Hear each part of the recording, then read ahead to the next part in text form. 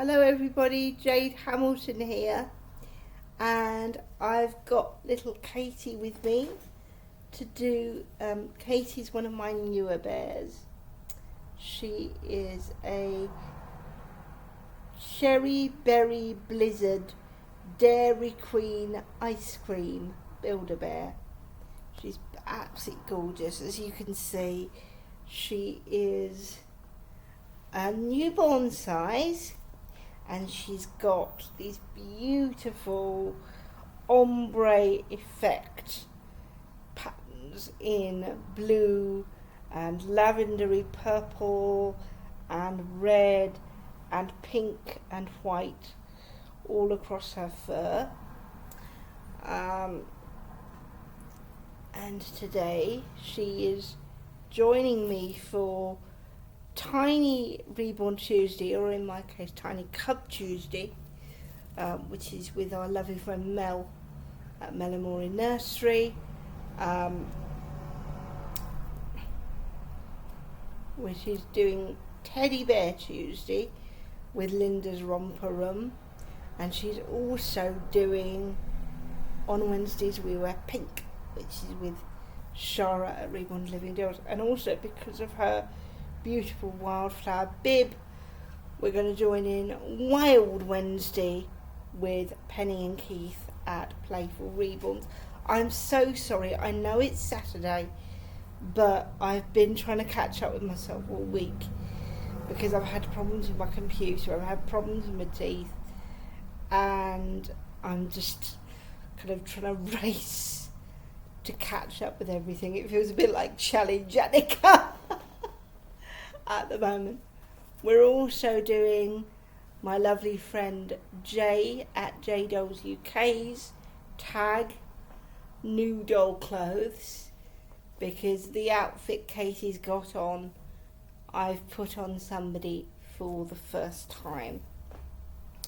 She's wearing this beautiful crimson top that I think is originally from Next. It's got a rainbow appliqued onto the front, and it says keep smiling, and underneath that she's got some lovely vermilion red leggings, and her nanny, my mum, would probably have a conniption at this point because pink and red clash, but I think it really suits Katie because of the multitude of colours that she's got in her fur. She's absolutely gorgeous. She's got this lovely sort of ombre effect all over her, in the purples and the reds and the blues and the pinks and the whites. She's a little bit understuffed, Katie. She feels the chill a little. So sometimes when we're out, I'll pop a cardigan over her just so she doesn't feel too chillsome. I got her from eBay from a lady in Essex for, how much was it? £20 something, I think. But her price went down, and then it went down again. So I had to have her because I didn't think I was going to get the opportunity otherwise. She's got these beautiful blue eyes. Deep, deep, deep blue eyes. They disappear into her fur almost. They're so blue. And a slightly protruding snout. As I say, she's a Dairy Queen. Well, I probably didn't say, sorry. She's a Dairy Queen ice cream Cherry Berry Blizzard Build-A-Bear. She's quite rare now. Build-A-Bear stopped making their ice cream bears about 12 years ago. So she's a little vintagey girl. And I absolutely adore her. She's an absolute puppet. She's fitted right in with our family, including all the silliness. I took her to the park with me the other day because I have a big piece of parkland outside my block of flats, and on our way to the park, Katie decided to tumble off my lap into somebody's grass cuttings. So yeah, that was fun. We had to brush her down and clean her up and do all the things that we needed to do.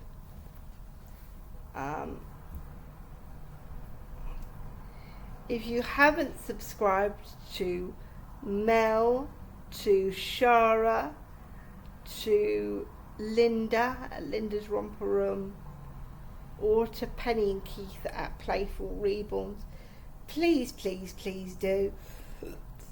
They're lovely, lovely people with lovely, lovely babies, and they deserve a lot more subs. So do give them a shout if you can. And now on to the meat of the video, which is the next chapter of our story, which is Charm School by Anne Fine. As per all videos where I read, all copyright goes to Anne Fine and to her publisher, which is Random House. I own absolutely nothing. Make yourself comfortable, grab a hot drink if you've got one, grab an extra blanket if you're chilly, or a fan if you're hot, and I will get the story up and we'll begin shortly. Where are we? Here we go. Chapter 4. You have to hand it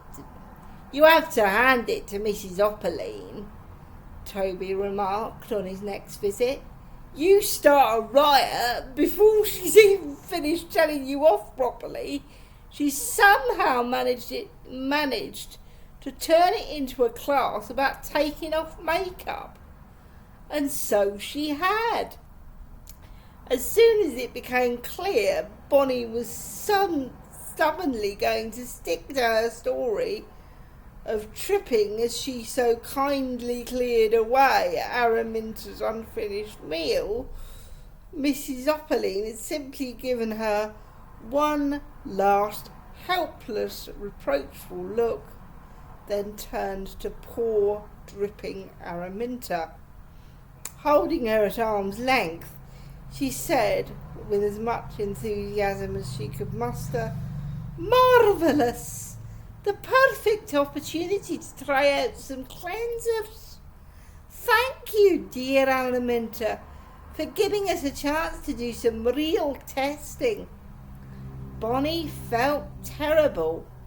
She'd been so rude about poor Mrs. Opaline, yet here she was, valiantly making the best of things, scraping the worst of the pizza off with little balls of cotton wool, till gradually Araminta's tearful face emerged from the tomato-stained cheese streaks. "There! Splendid! We'll divide your feast into 4 separate sections and try a different cleanser on each to see which comes out best." She looked around. "Now, who would like to be first to show us their gentle cleansing technique?" Araminta's sobs quietened as Pearl stepped forward eagerly. "Oh, please! Can I have a go with that green glop?" Mrs. Opaline threw up her hands. "That green glop! That green glop!" Lifting the tiny plastic tub of cream at which Pearl had been pointing, she rebuked her errant pupil. "Pearl, dear, this is Glow Girl's phytoacyl VIE complex. tissue peptide VHG with hypergroscopic elements and natural ceramides and a syntopic blend of unique dermatobiotripocollagen. You may not simply call it glop. Sorry, said Pearl, chastened. Toby nudged Bonnie. Looks like glop to me. And me. Stroke it on gently, dear, Mrs. Opperling was telling Pearl. Don't scrape away Araminta's precious face. And as with all our little skin helpers, dears, what must we always remember? She waved her hands like a conductor, and all of them chorused dutifully. Smeary is dreary, Mrs. Opperling. Sorry, what's that, Katie? What's errant? It's a posh word for naughty.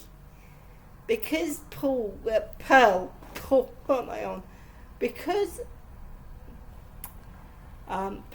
called the cream glop, Mrs. Opperling's told her off because that's not the right word to use. So she's errant because she's made an error and she's been naughty. Does that help? Yeah?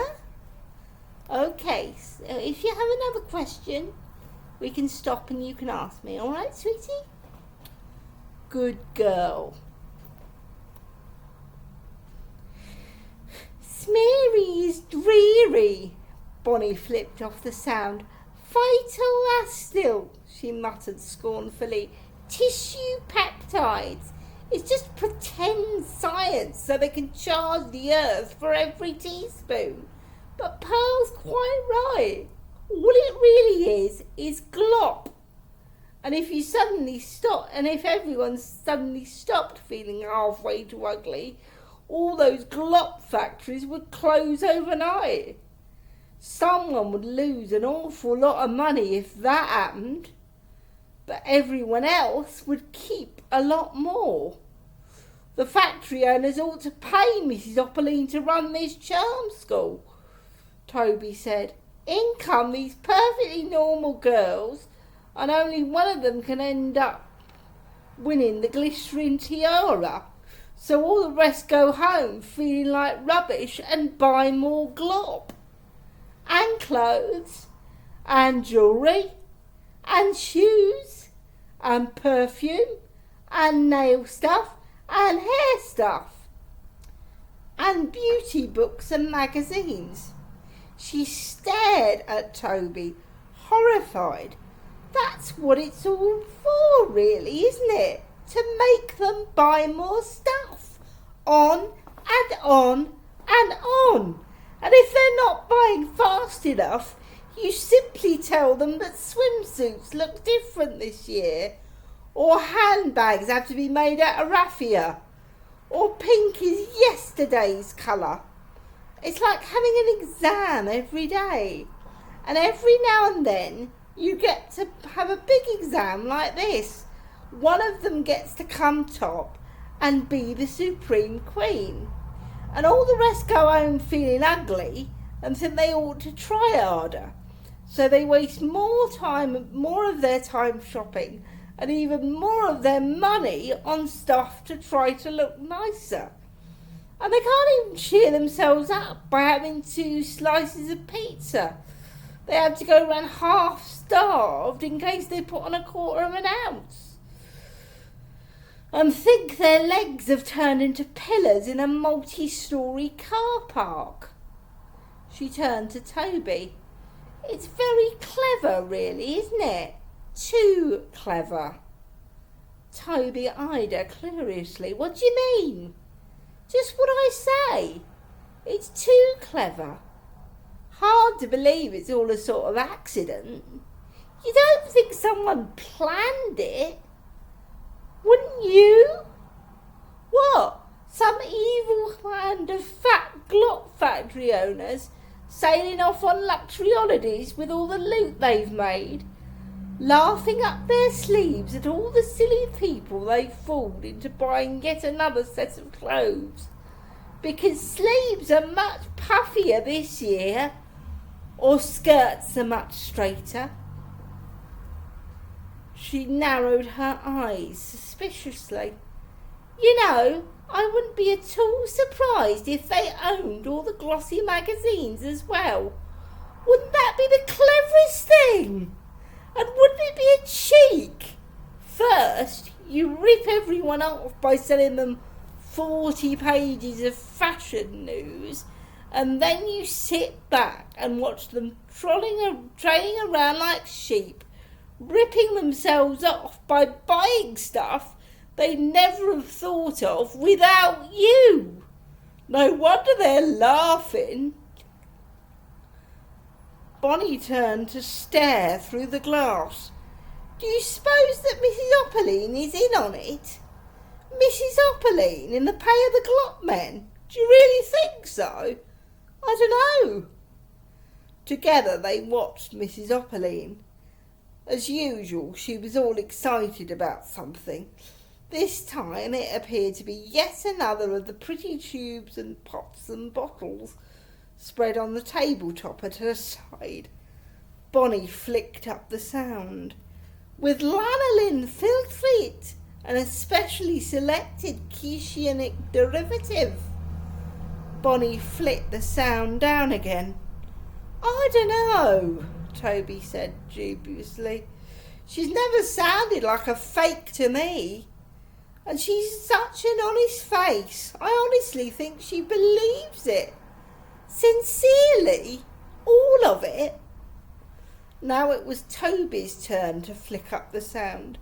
With that super protein conditioning that does so much to adjust the pH balance and improve the texture of... He flicked it down. She wouldn't have to be one of the gang, he said.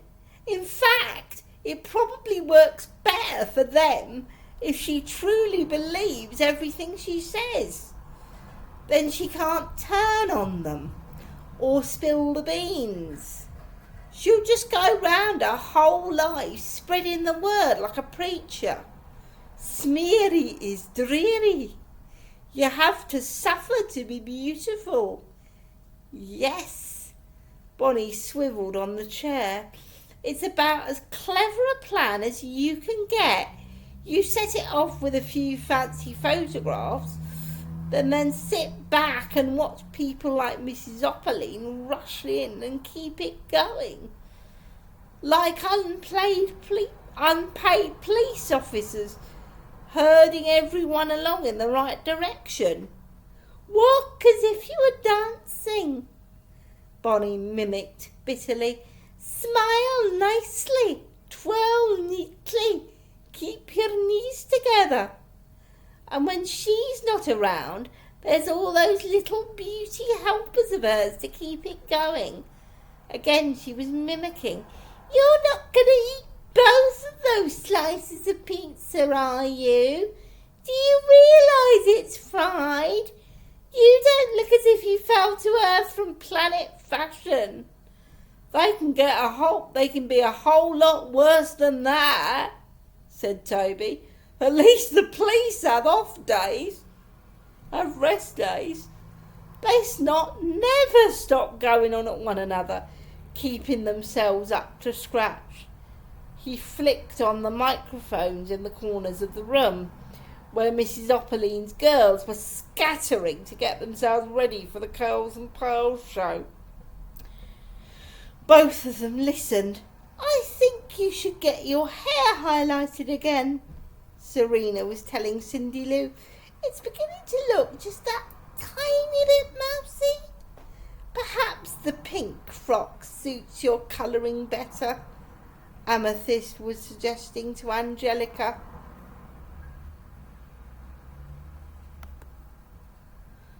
Are those split ends in your hair?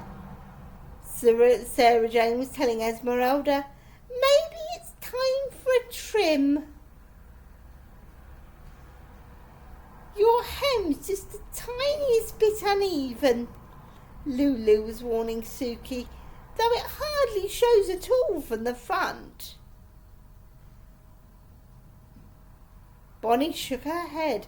I don't know how they can stand it. It's like listening to dripping taps. They eavesdropped some more. Fat people should never, ever tuck in their blouses. Christelle was pontificating firmly. It makes them look awful, just awful. You should always smile in a mirror to check your teeth after eating spinach, Pearl was telling Araminta. You should never wear aubergine eyeshadow with a pink top. Cindy Lou was explaining to Cookie, the colours simply shriek at one another. Always rest your weight on your back leg and point the other towards the camera, Pearl was informing Sarah Jane. So many rules, Toby said wonderingly. You must always.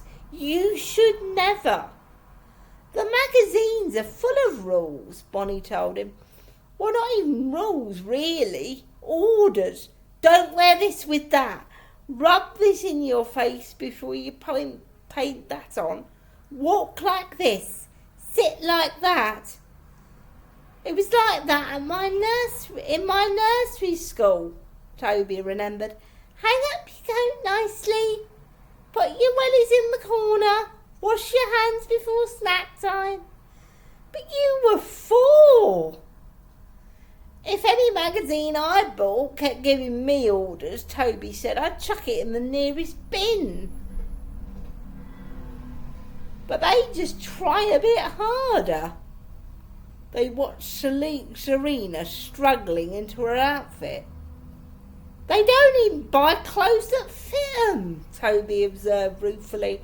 They force their bodies into fitting the clothes. He pointed through the glass. Look at her face. She's astonished that she's managed to fasten that waistband. No, she's not, Bonnie corrected him. She's just striking a pose. Esmeralda's probably told her amazed is her best look and makes her eyes look big and round. Toby turned away in disgust, but Bonnie couldn't help carrying on watching. They're like caged birds, she said. The door's wide open, but instead of flying off, they spend their whole time making pretty Millie the model poses on their perches and fluffing up their feathers. Mrs. Opperline's been running this charm school for years, Toby told Bonnie. Some of them must have broken out and got a life. Why haven't this lot followed? Because they don't see why the others left. When someone decides this is a waste of time and stomps off home to do something more interesting, all of them think, oh, she's just a bad loser. She's leaving because she knows she'll never win. Perhaps they wouldn't be quite so happy in their cages if you told them Mrs. Opperline was part of a horrible plot to take their money and use up their lives. They'd never believe me, said Bonnie. They all think she's wonderful. So kind and encouraging. Look how she didn't even order me out after the fuss with the pizza, in case there'd be no lights or music for their precious show. Bonnie pointed at radiant, shawl-swirling Araminta. Besides, she added forlornly, she's already told them all I'm just jealous. Again it came, that pang of something lost forever. She turned to Toby for comfort, but he too was staring out wistfully through the glass. You'd think that if you'd already managed to win that stupid glistering tiara of theirs at least once, you'd be able to stop bothering. But you take that lovely raven-haired Sarah Jane. She was Miss Sweet Caroline ages ago. But still, she seems to do nothing at all except worry about what she looks like. He looked so mournful that Bonnie couldn't help remembering Crystal's arch look at lunch and Sarah Jane's blush. To try and cheer him up, she put her irritation with the girls aside and stuck up for Sarah Jane. She probably tries to think about other things, but then I expect she goes home and sees 100 posters of pretty girls with slim, long legs. Or she switches on the television and sees advertisements of girls with perfect hair. Or she goes to the cinema and sees dozens of actresses with beautiful faces. He made an impatient gesture. Someone should tell her that the photographs are all touched up, and models go around practically chained to their hairdressers, and most of the adverts for tights and swimsuits have the model's legs stretched out on computer to look longer and slimmer. Bonnie shrugged. I expect they've been told that already. But as long as somewhere in the world there's one perfect person, one beautiful hair-flicking amethyst, they'll all just keep on trying. Bonnie sighed. But you are right. Somebody ought to try and rescue them. Not me, Toby said hastily. I have to get back to the tea room before someone comes looking for me. And you should be getting on with sorting things out for their silly curls and pearls show. I suppose it's better than just sitting in here watching them. That's really sad. Don't feel too sorry for them. That's what they like most, being looked at. He pulled the door open. Feel sorry for their poor friends. Listening to people fussing about clothes and hair and how much weight they put on is even more boring than being dragged round the shops watching someone look for clothes they don't need.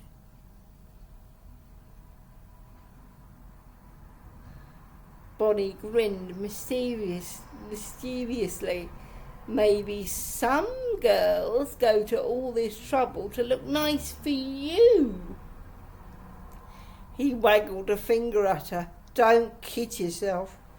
I couldn't give a bean. No, they're doing it to impress one another and make a heap of money for the glop men. The glop men. As Toby hurried off, Bonnie turned back to the glass. Could it be some great conspiracy? Like Toby, Bonnie found it hard to believe that Mrs. Opperlean's beaming, enthusiastic face masked some vile plan to steal people's money by making them feel awful. After all, boys and men wasted time and money too. Look at the hours and hours her father spent slumped on the sofa, watching 11 men, or was it 12, kicking some stupid ball up and down the pitch, then listening to even bigger idiots drivelling on about how they must be over the moon or totally gutted. At least the girls could sing and dance and knew how to wear their clothes properly. The boy next door spent all his money on new football stuff, and his team changed it time and again. He didn't get to decide whether to stop wearing it. The team manager decided for him. That was fashion too. Her head was spinning. She was almost glad when bossy Cristal poked her great puffy-haired head round the door and said to her officiously, "Nearly time to start. Pass me that box, please." "Sorry, Katie, what's officiously?" "It means bossily." If somebody says you're being officious, a lot of the time it means you're being bossy. So Christelle's being bossy because she's telling Bonnie what to do.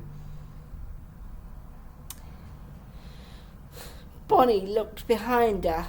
There on the shelf was a box labelled number discs. She handed it over.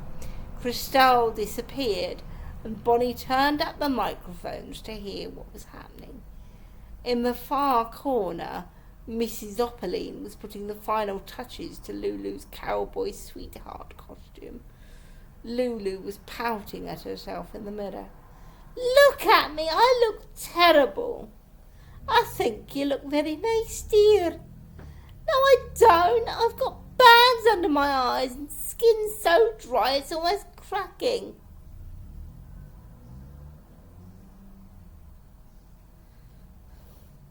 Mrs. Opaline tilted Lulu's pretty gingham mob hat a tiny bit to the side. "Does that look better?" She leaned over to inspect the pouting face in the mirror.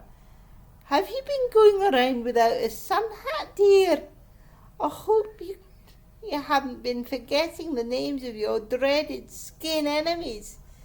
"No, Mrs. Opaline. So can you tell me who they are?" Lulu's answer came promptly enough. "Sun and misery." "That's right, dear. And who are your precious skin helpers?" "Helpers? Sleep," Lulu said dutifully. "And water. Lots of water." Her face fell. "I've forgotten the third one." Mrs. Opaline looked pained. "Oh, no, I haven't," cried Lulu. "It's fresh air." "Splendid," declared Mrs. Opaline. With plenty of sleep and water and fresh air, our skin can't go wrong." Ignoring Lulu's bad-tempered muttering, "Well, mine has." Mrs. Opaline sailed off to help Esmeralda with her ruffles. Bonnie shook her head, mystified. Sleep, water, fresh air. All not just cheap, but free.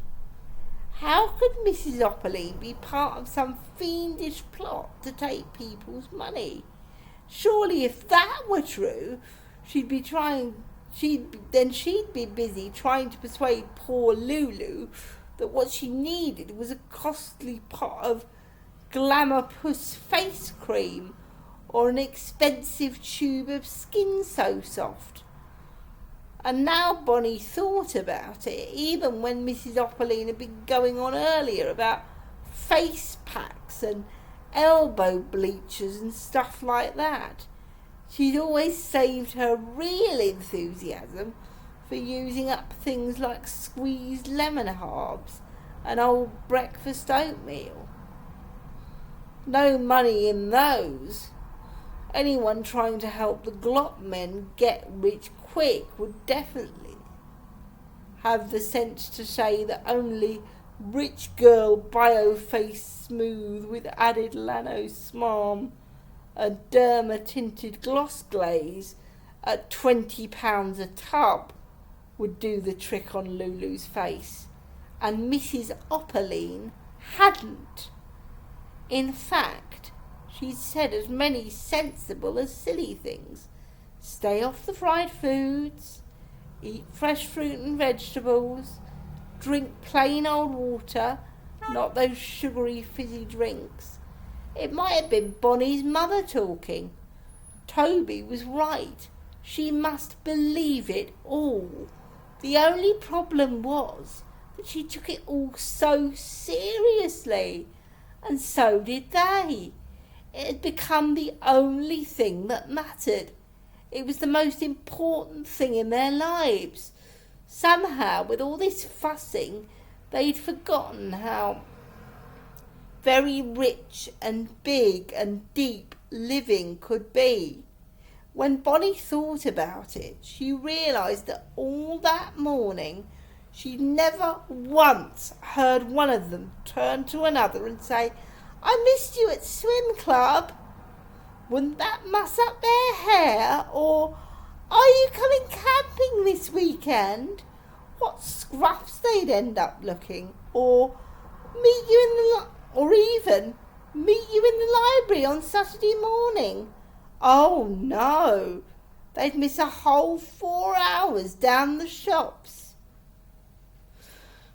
No, Bunny thought glumly, watching them twirling and spinning and practising their prettiest faces. They were doomed. They'd become like all those pretty milksops in the poems, walking in beauty but not going anywhere. It was her job to save them, that was obvious. But how? She couldn't go and talk to them because she was too busy with the sound and the lighting. And even those who weren't warming up were still frantically putting the last special touches to their makeup or their hair or their fancy costumes. They hadn't time to listen, and bossy Cristal was already striding around with the box that she'd taken from Bonnie's room. "Time to choose places!"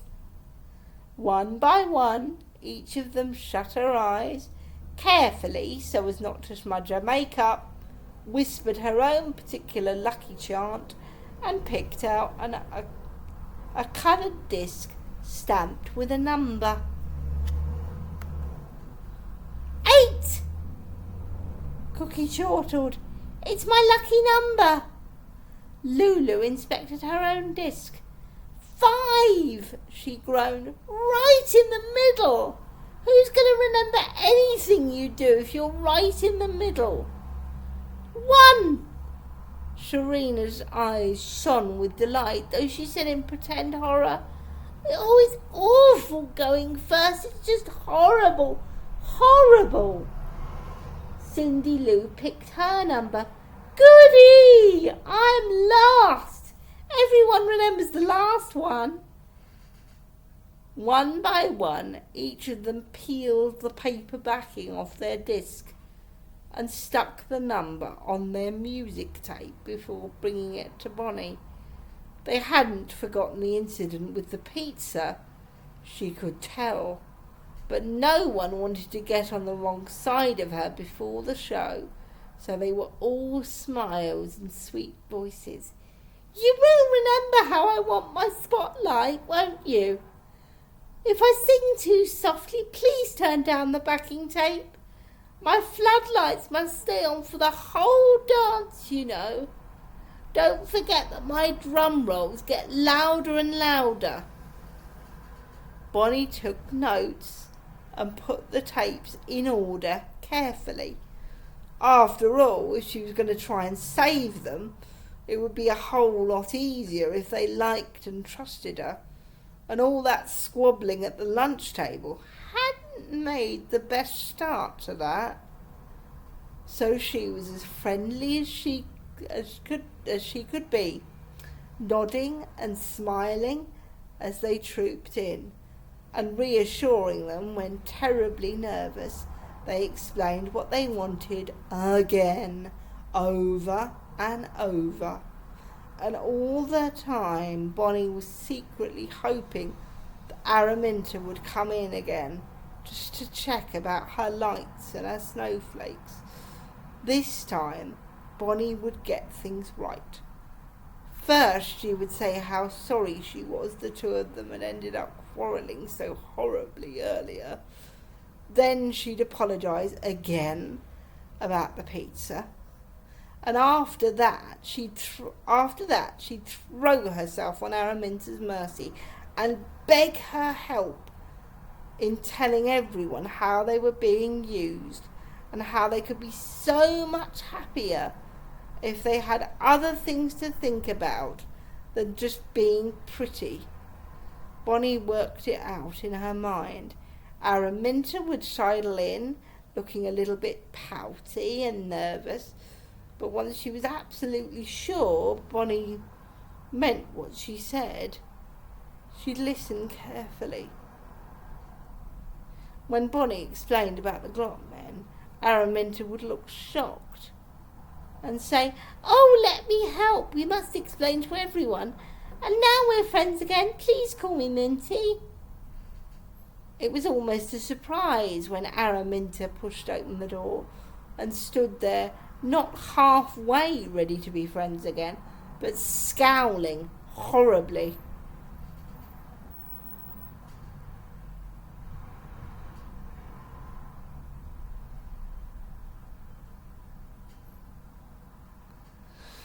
Bonnie stepped forward. "I'm glad you've come. I was just coming out to find you, to say I'm sorry." Araminta didn't smile. "About the pizza, or about being so mean to me earlier?" Bonnie was irritated, but she kept her temper. "Mostly the pizza. After all, you were mean to me too. Not nearly as mean as you were."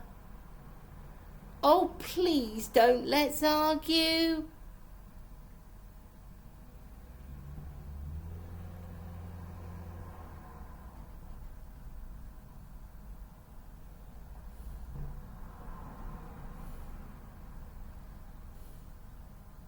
Bonnie said, "Shoving a pizza in someone's face may be worse than telling everyone that someone's jealous, but I said sorry first, and that's harder than anything."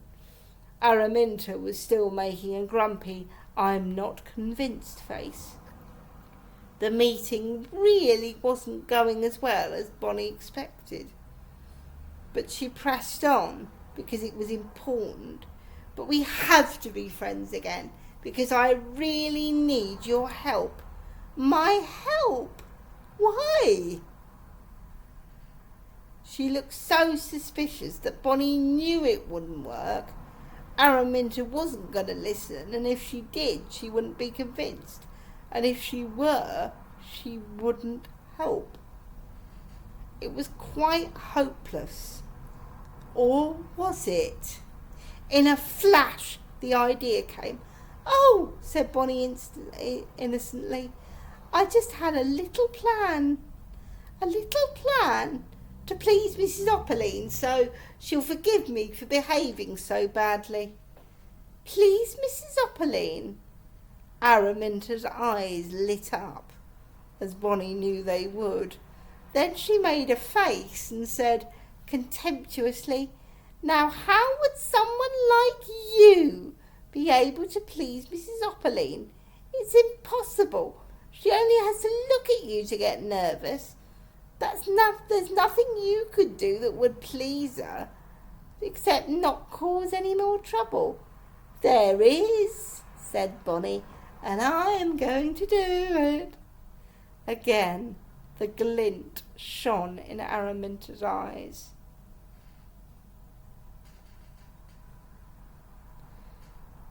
"What?" "I wouldn't tell anyone else."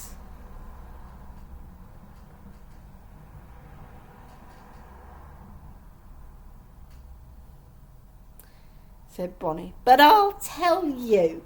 I'm going to brighten up the Curls and Pearls show." "Brighten it up?" Araminta looked doubtful. "Why should—" "Listen," interrupted Bonnie.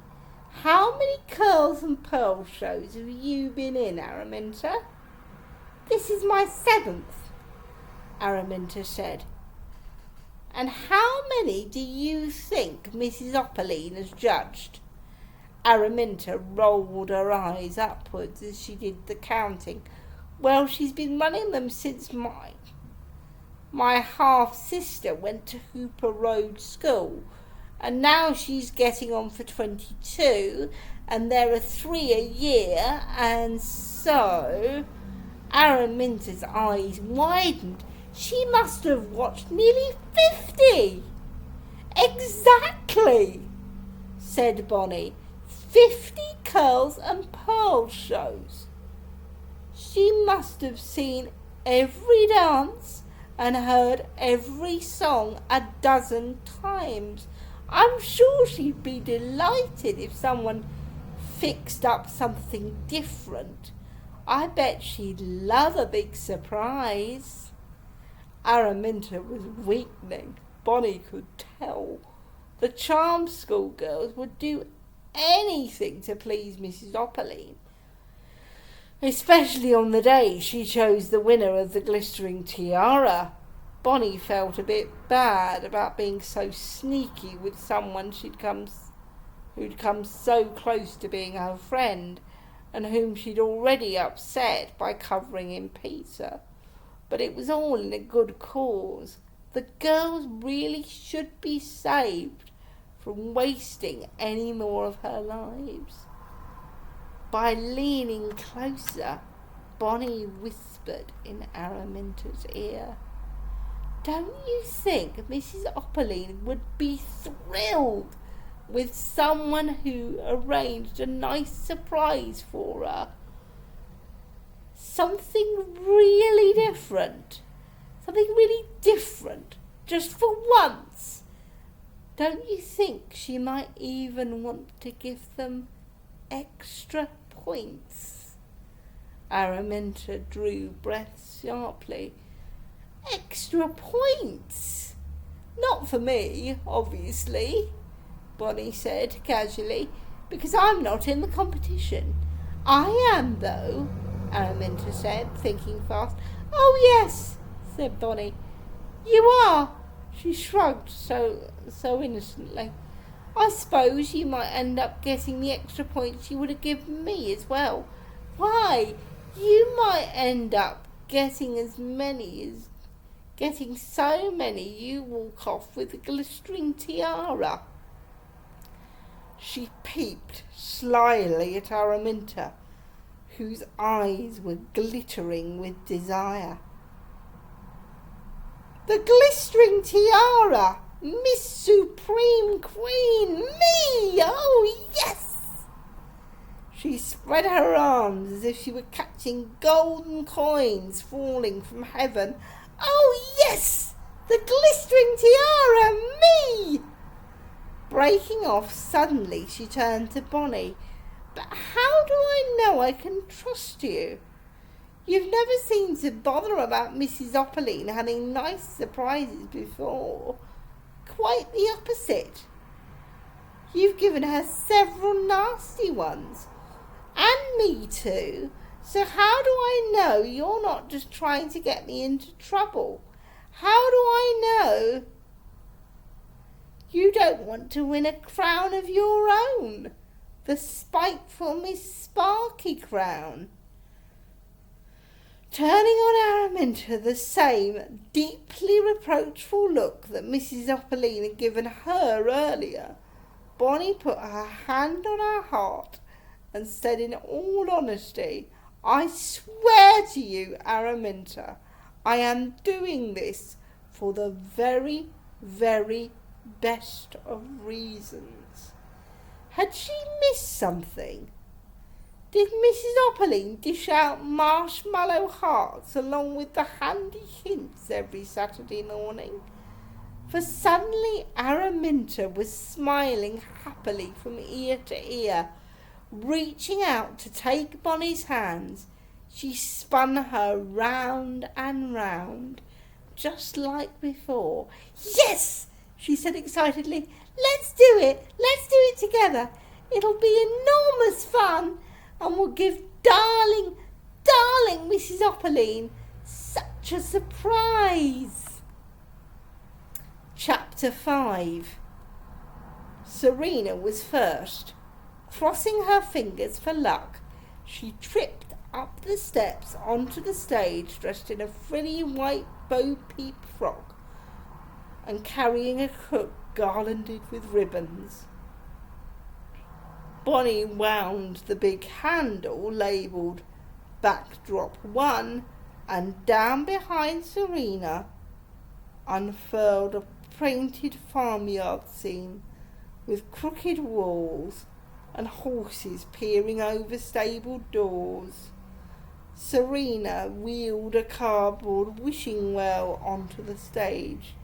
It had a bucket dangling from its winding bar and painted weeds growing up its side.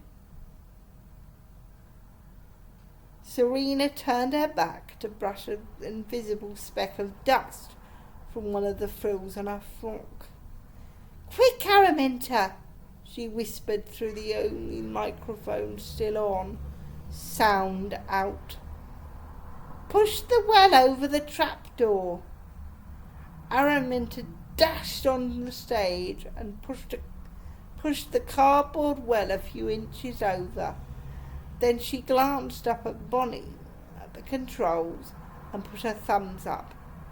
"Dear," Mrs. Opperling called, "shouldn't you be down here in your seat?" Araminta flashed Mrs. Opperling one of her stunning star-spangled smiles. "I was only helping out a little," she said, "because you've always said how important it is to be as helpful as you can." And she dashed off between the drapes and into the wings before Mrs. Opperling could argue.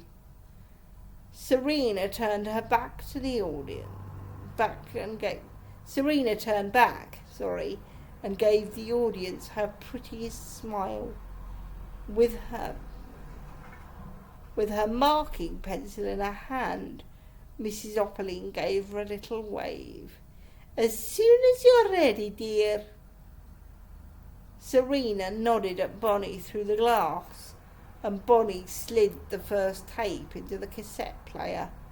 After a moment's silence, in which Serena's set smile gradually began to freeze, out came a swell of violins. Excuse me, I need to put my teeth back in today. Playing a sickly tune. Serena sprang to life. Pressing the back of her hand against her forehead, she began to sing. My earring, I have lost it down the well. I reached for the bucket and into the depths it fell. Oh, what am I to do now? I am stricken, I am sad, for my earrings were a present from a handsome, charming lad. At this point, Serena began to twirl, while heavenly choirs on the tape kept up the chorus without her. Her earring, she has lost it down the well. Will her love survive this dreadful shock? Not one of us can tell. Following Serena's instructions, Bonnie turned up the drum rolls. Serena pressed her dainty fingertips to her temple and started on the second verse. If he peeps, he'll see it twinkle. If he peers, he'll see it flash. And perhaps he will be angry, and away from me he'll dash. He may fall in love with Flora from the farm along the way, and I'll spend my whole life sobbing at the well side, lack-a-day. In the control room, Bonnie whispered, "Go!" Again, Araminta put her thumbs up, then draping one of the fluffy white blankets they'd found in the storeroom tightly round her shoulders, she crept on all fours like a baby sheep, closer and closer to Serena, who was too busy twirling through the chorus to notice her. Sir Bonnie's fingers were tingling with excitement over the switch labelled Stage Trapdoor. As Serena embarked on the last verse, she waited for Araminta's little "bah" as a signal, then flicked it from closed to open. Serena's song rang out quite loud enough to hide the low mechanical rumble as the trapdoor slid open beneath the cardboard well. since I know my love will leave me, and my tears I cannot quell, in the darkness of despair, and deepest misery I'll dwell. In a dramatic gesture of grief, Serena raised herself on tiptoe and spread her arms. Just at that moment, Bonnie pressed the two buttons labelled Lightning Flash and Thunderclap, and Araminta, the blanketed lambkin, scuttled forward and butted Serena hard. Momentarily blinded by lightning, none of the audience saw, and deafened by thunder, none of them heard Serena's startled scream as, losing her balance totally, she dropped her beribboned crook and toppled out of sight into the well in a flurry of white bloomers. But everyone heard the splash when she fell head first in the water bucket. Bonnie and Araminta had head first in the water bucket. Bonnie and Araminta had, giggling merrily, put underneath the trapdoor earlier. Serena came up dripping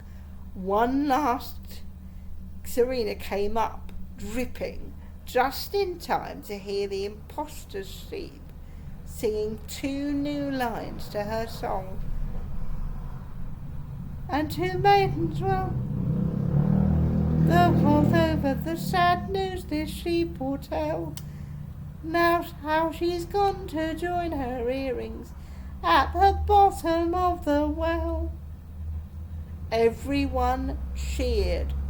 Some of them, it must be admitted, were just delighted because Serena looked so terrible, with ringlets like rats' tails and eyes smudged and black as coal holes. But all the others had very much enjoyed the song, the excitement of the sheep creeping closer to Serena, the flash and bang, and the ungainly tumble down the well. Well done, Serena, that was brilliant! Serena made a parting in her dripping hair so she could peer out. Everyone was laughing and clapping.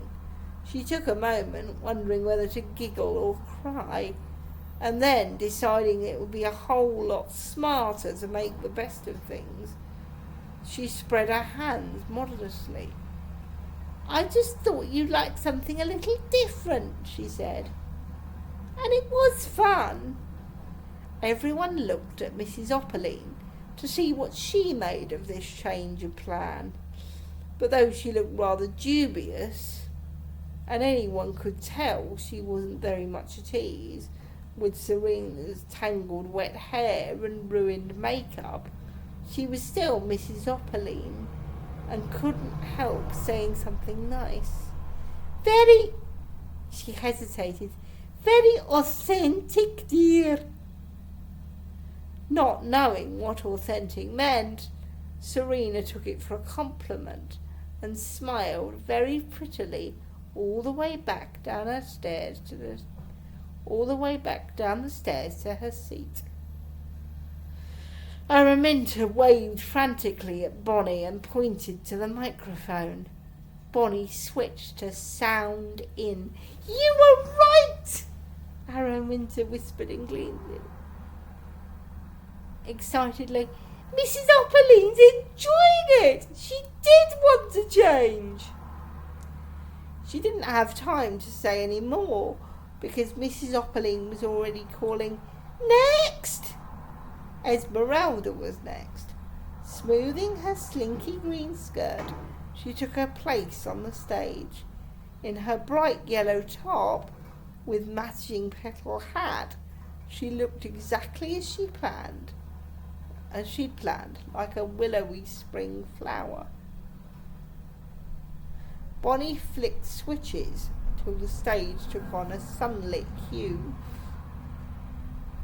She wound down the backdrop Esmeralda wanted, another country scene, and dropped special effects sheets into the slot of the lanterns. Across the stage appeared a sprinkling of yellow dots, like a rash of spring flowers, and spinning across the painted sky were a host of puffy white clouds. "The Buttercup song," declared Esmeralda, waving her body from side to side. She started up. "Gentle country breezes sway me to and fro, kiss me and caress me, and make me lovely grow." In the control room, Bonnie switched on a tape of sounds labelled weather, and in the wings, Araminta turned the knob of Mora's wind machine on to breeze.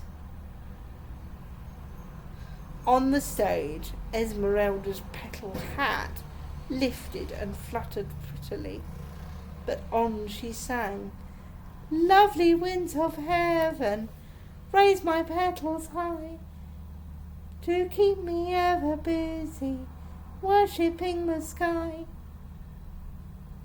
Bonnie forwarded the weather tape on to very windy, and Araminta turned the wind machine up a notch to match.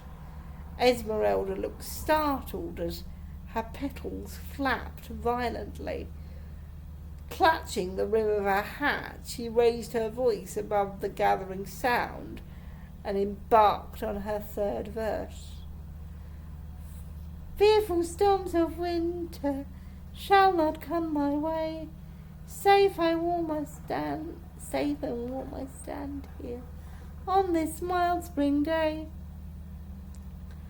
Araminta winked at Bonnie through a gap in the side drapes, and both of them, giggling, turned up to storm. One by one, all of Esmeralda's petals tore from her hat and flew off into the wings. But Mrs. Opaline was staring kindly, if a little bemusedly, in her direction, and one of the things she always said over and over was, the worst thing you can do on a stage is stop. Whatever happens, dears, press on, press on."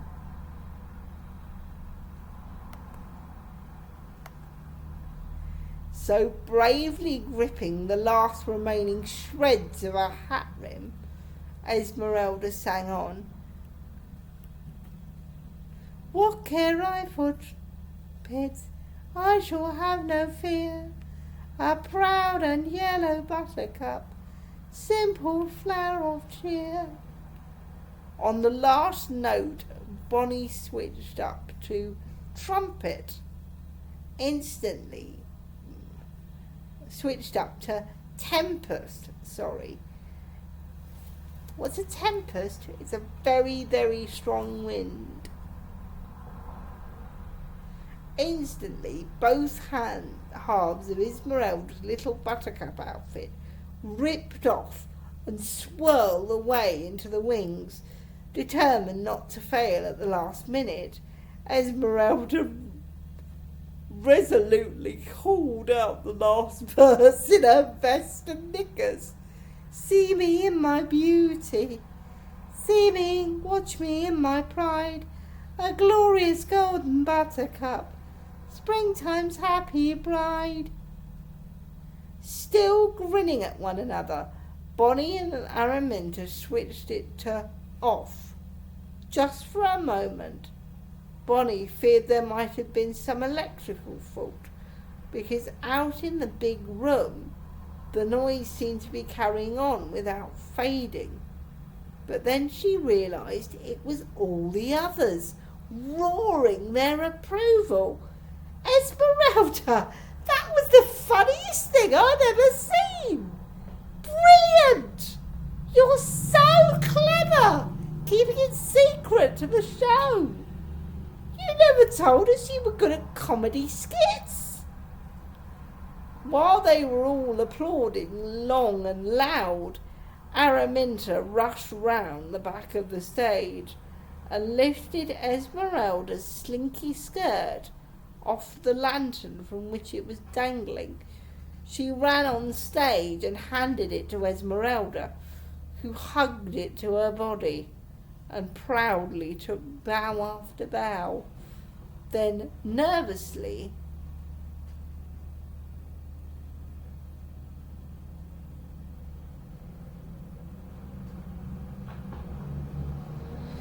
Esmeralda looked at Mrs. Opaline. Mrs. Opaline's lips pursed.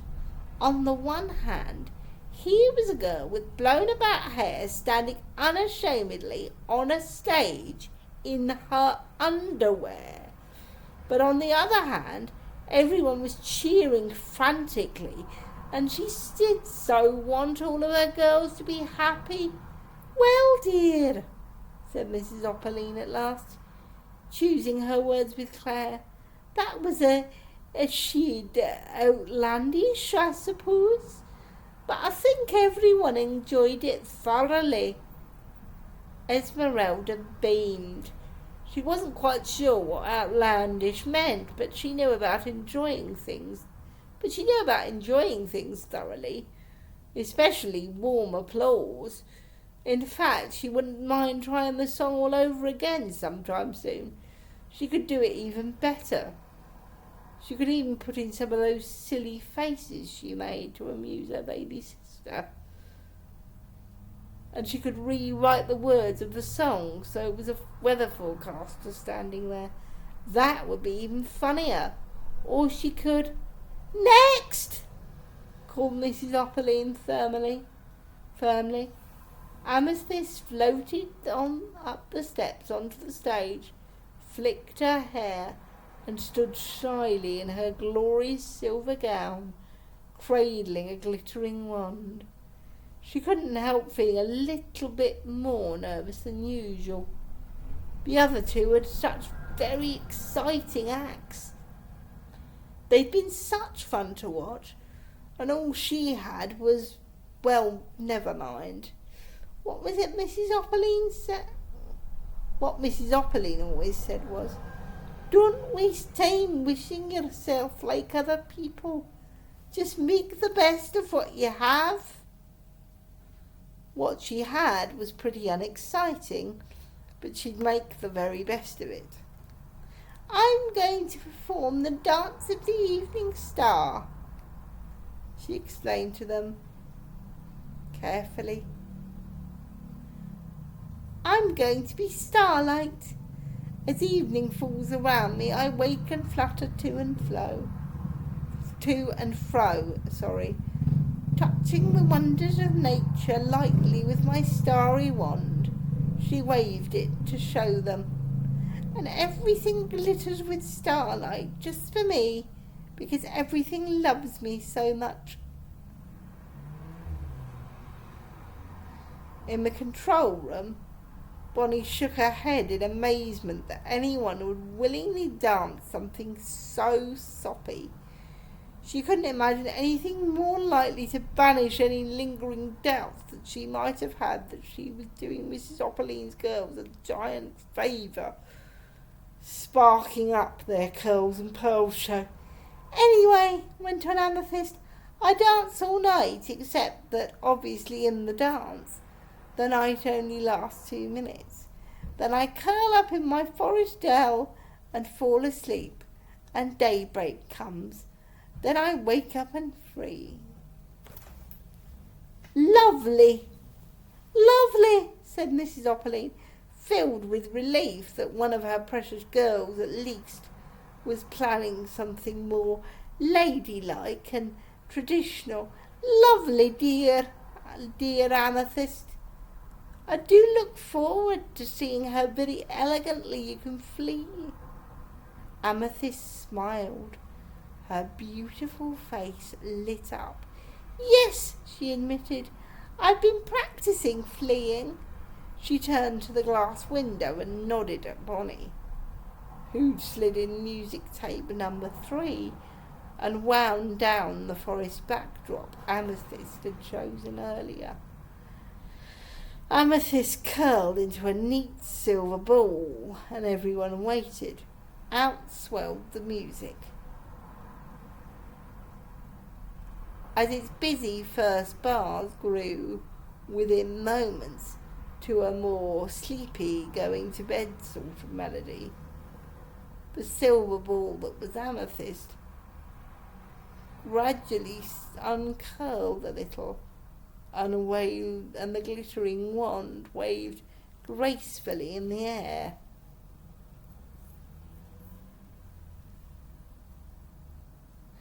Then she rose to her feet and looked around, making grand gestures of surprise and delight, as if she'd never seen an evening before, and she'd certainly not seen one like this. It started well enough, with Bonnie focusing exactly the right tree shadow shapes onto the stage, and turning the evening through the right shades of darkening blue, while switching the stars up more brightly. Amethyst flitted round, flicking her hair prettily, and pretending to put each of the soppy, slow-eyed creatures that were painted on the backdrop. And pretending to pat, each of the soppy, slow-eyed creatures that were painted on the backdrop with her starry wand of evening, and everyone cooed dutifully when she tapped the baby deer sternly on its head. "Ooh!" everyone chorused lightly when she shook her finger crossly at the chipmunks. Amethyst swirled around, pretending to look for the squirrel, and then she screamed. For from the branch over her head, dangled the shadow of a massive spider. Amethyst skidded to an ungainly halt. In the control room, Bonnie was jigging the spider silhouette furiously in front of the lantern, and on the stage, the spider shadow leaped obediently to the attack. Amethyst screamed again. She'd secretly wanted something different, but this was horrible. Horrible. The whole stage darkened, and the shadows loomed. Out went the stars, as if a cloud had swirled in front of them. Swampy green lights flickered eerily, and strange mists rose. In a frenzy of switch flicking from Bonnie, the baby deer ended up howling like a wolverine. The squirrel snarled, and when a demented chattering began to pour out of one of the loudspeakers behind the backdrop, Araminta suddenly had the bright idea of wheeling it behind the bit with the painted chipmunks, as if they'd suddenly come to life and flown into a fury. It was quite terrifying. From side to side ran Amethyst, desperate to find a way off stage. She wasn't fleeing very elegantly for all her hours of practice. Each time she thought she'd found a safe way to go, a shadow shaped like broken fingers seemed to snatch at her, or shadows of branches underfoot snaked out as if to chip her. Her enthralled audience shouted, "Try that way, Amethyst! No, it's not safe! Try the other side! Amethyst, watch out! Look behind you!" Round and round Amethyst ran, in even more desperate circles. From behind the backdrop came a werewolf's cry, and then another, sounding even closer. Amethyst tore at her hair in fright. Sweat glistened on her face, melting her perfect makeup.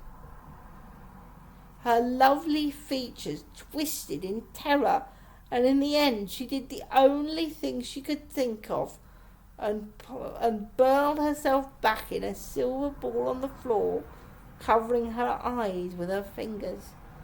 And that's when Bonnie switched on the sounds of tiny scurrying feet. Spreading her fingers slightly, Amethyst saw the little furry balls of shadow flittering across the stage. Oh no, rats, no!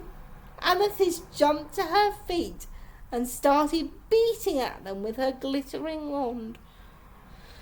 As the music came to an end and Bonnie regretfully turned up the light to flood the stage with rosy dawn, Amethyst was to be seen clutching her torn skirts and still around her, still trying to beat to death a dozen skittering rats that were just shadows. And how the audience clapped. Amethyst, why didn't you tell us you could act? My heart's still thumping, Amethyst. You ought to be in horror films. You're brilliant. Do the scream again, just one more time. It was so blood-curdling. I really thought that was a spider. And the rats fooled me too. The rats fooled everyone. Did they fool you, Mrs. Opaline? Mrs. Opaline blinked hastily. It wouldn't do at all to admit that ever since the spider, she'd had her eyes tightly closed. Not that it had helped much. She still had the werewolf's cry, the Wolverine snarl, and the terrified squeals.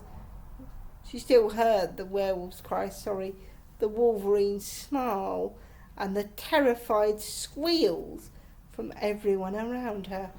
Better say something, or they'd force her into watching it again, so she could mark it properly.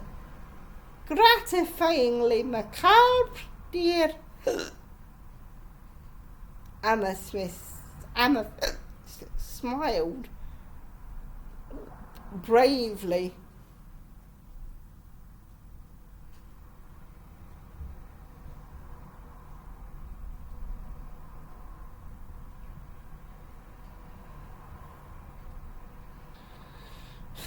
Amethyst smiled bravely. She didn't know what gratifying meant, or macabre either. But now the lights were on again, she could at least get off the stage without falling over from fright. It hadn't been fun. It had been terrifying. But they were all talking about it so excitedly and patting her on the back as she went shakily back to her seat. Only a minute ago, she could have cheerfully strangled that new Miss Sparky. Miss Electric Shock, more like. But now that her heart had stopped thumping, she could admit to herself that this dance of the Evening Star must have been a whole lot more thrilling to watch than the usual old waking and fluttering and fleeing. Next! called Mrs. Opaline faintly. Up on the stage walked Sarah Jane, but as Bonnie reached for the music tape number 4, she saw a shadow fall in front of her. Hastily, she spun around. Toby! He nodded through the glass towards the stage. Brilliant, he told her. Stunning. A real spectacular.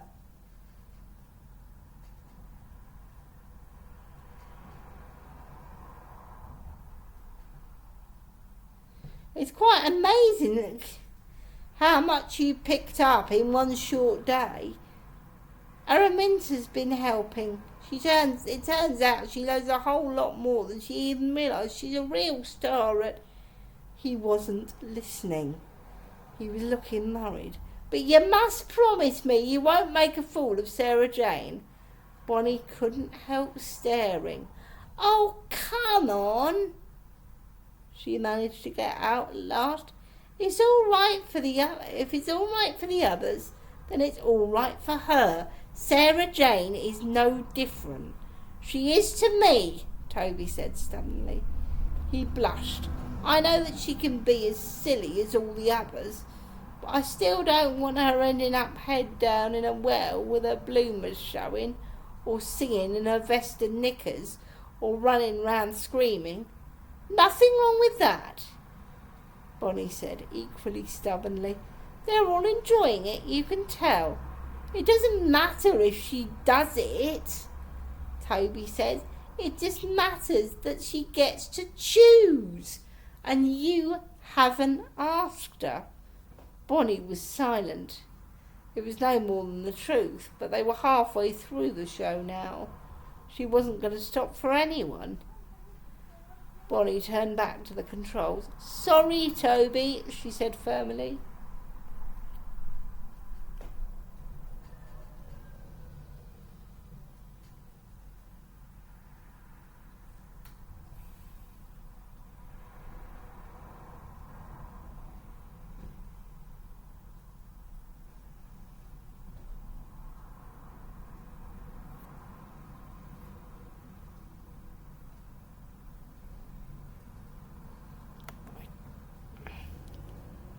"But I'm afraid Araminta and I are running this show." She felt a finger in the small of her back. "Well, I'm afraid I'm warning you and your very good friend Araminta. Don't mess with Sarah Jane's song, or you'll regret it." Bonnie made a face. So Crystal was right. Toby was soft on Sarah Jane. But that was no reason for them to change their plans. Araminta had already filled the bucket with water. And what could Toby do to them anyway? The day was nearly over. How could a tea boy cause trouble for them? It was an empty threat. Of course he couldn't. And then it struck her. Yes, he could. He could rush down and tell the lady on the desk what she and Araminta were doing. And they could hurry off to fetch Mum out of bookkeeping advanced and fetch Mum out of her class. Oh, that would be awful. It was so very near the end of the day that she might be in the middle of a test that would give her the certificate she needed so badly. Why, she might be on the very last question, to be so close and have to lay down your pen and rush up to the 3rd floor because of your troublesome daughter. What a way to start your new life in a brand new place. "All right," Bonnie said sourly. "You win."